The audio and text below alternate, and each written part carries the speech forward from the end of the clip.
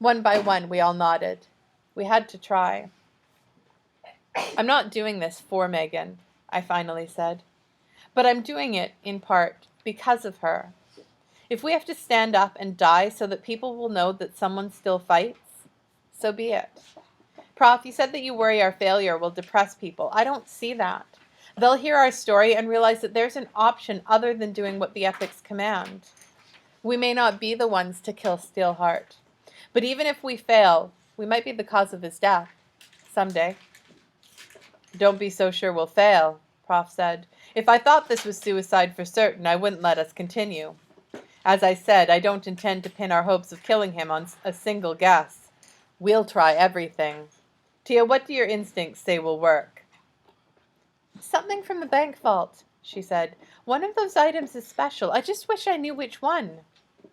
Did you bring them with you when we abandoned the old hideout? I brought the most unusual ones, she said. I stowed the rest in the pocket we made outside.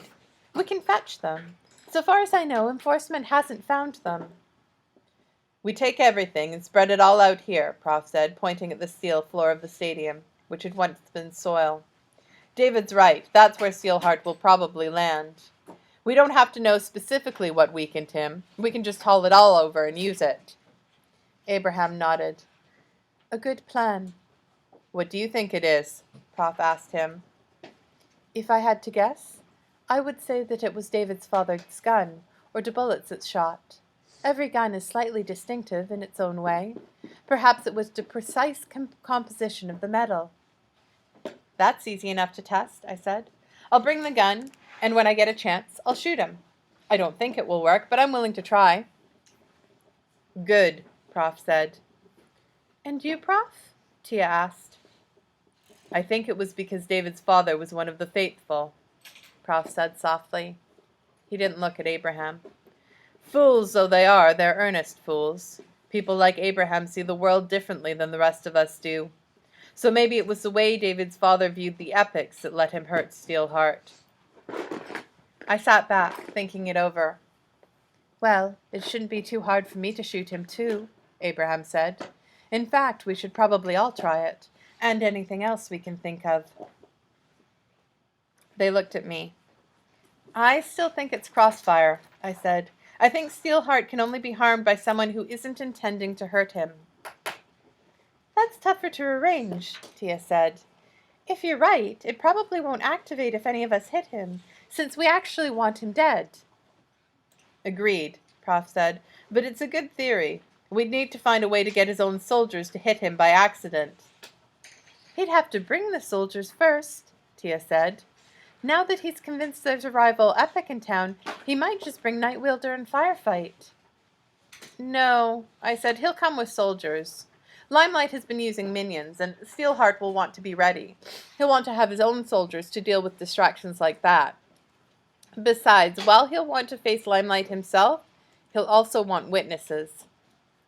I agree, Prof said. His soldiers will probably have orders not to engage unless fired upon. We can make certain that they feel the need to start fighting back. Then we'll need to be able to stall Steelheart long enough to set up a good crossfire, Abraham said. He paused. Actually, we'll need to stall him during the crossfire. If he assumes this is just an ambush of soldiers, he'll fly off and let enforcement deal with it. Abraham looked at Prof. Limelight will have to make an appearance. Prof nodded. I know. John, Tia said, touching his arm. It's what must be done, he said. We'll need a way to deal with Nightwielder and Firefight, too. I'm telling you, I said, Firefight won't be an issue. I know he's not what he seems, son, Prof said. I accept that. But have you ever fought an illusionist? Sure, I said, with Cody and Megan. That was a weak one, Prof said, but I suppose it gives you an idea of what to expect. Firefight will be stronger, much stronger. I almost wish he was just another fire epic. Tia nodded. He should be a priority. We'll need code phrases in case he sends in illusory versions of the other members of the team to confuse us.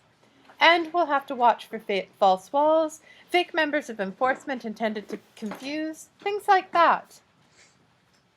Do you even think Night Wielder will show? Abraham asked. From what I've heard, David's little flashlight show sent him running like a rabbit before the hawk. Prof looked to me and Tia. I shrugged. He might not, I said. Tia nodded. Night Wielder's a hard one to read. We should be ready for him anyway, I said, but I'll be perfectly fine if he stays away. Abraham, Prof said. You think you can rig up a UV floodlight or two using the extra power cells? We should arm everyone with some of those flashlights, too. We fell silent, and I had a feeling we were all thinking the same thing. The Reckoners liked extremely well-planned operations, executed only after weeks or months of preparation.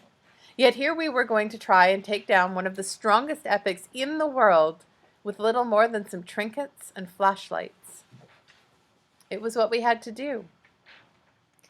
I think, Tia said, we should come up with a good plan for extraction in case none of those things work. Prof didn't look like he agreed.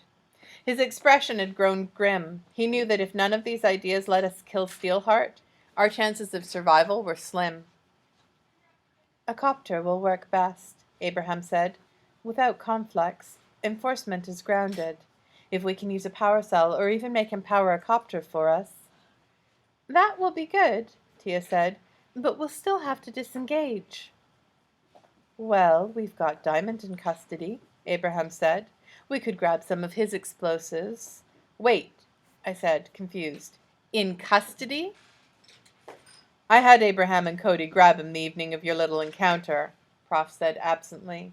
Couldn't risk letting him say what he knew. But you said he'd never... He saw a hole made by the tensors, Prof said, and you were linked to him in Night Wielder's mind. The moment they saw you at one of our operations, they'd grab Diamond.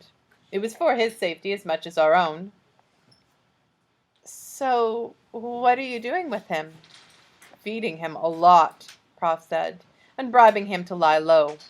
He was pretty unsettled by that run-in, and I think he was very happy we took him. Prof hesitated. I promised him a look at how the tensors work, in exchange for him remaining in one of our bolt holes until all this blows over. I sat back against the wall of the room, disturbed. Prof hadn't said it, but I could read the truth from his tone. The emergence of knowledge of the tensors would change the way the Reckoners worked. Even if we beat Steelheart, they had lost something great. No longer would they be able to sneak into places unexpectedly. Their enemies would be able to plan, watch, prepare. I'd brought about the end of an era. They didn't seem to blame me, but I couldn't help feeling some guilt. I was like the guy who had brought the spoiled shrimp cocktail to the party, causing everyone to throw up for a week straight. Anyway, Abraham said, tapping the screen of Tia's data pad, we could dig out a section of the field here with the tensors, leave an inch or so of steel, then pack the hole with explosives. If we have to punch out, we blow the thing, maybe take out some of the soldiers, and use the confusion and smoke to cover our escape.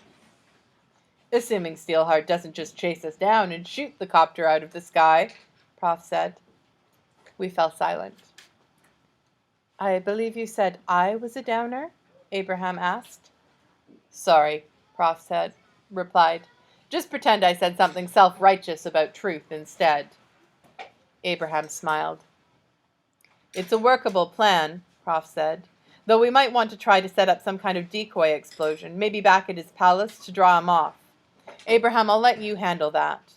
Tia, can you send a message to Steelheart through these networks without being traced? I should be able to, she replied. Well, give him a response from Limelight. Tell him, be ready on the night of the 3rd day. You'll know the place when time comes. She nodded. 3 days, Abraham said. Not much time.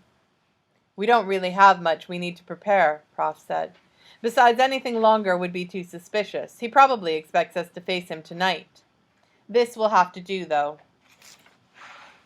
The Reckoners nodded, and the preparations for our last fight began. I sat back, my anxiety rising. I was finally going to have my chance to face him. Killing him with this plan seemed almost as much of a long shot as ever. But I would finally get my chance.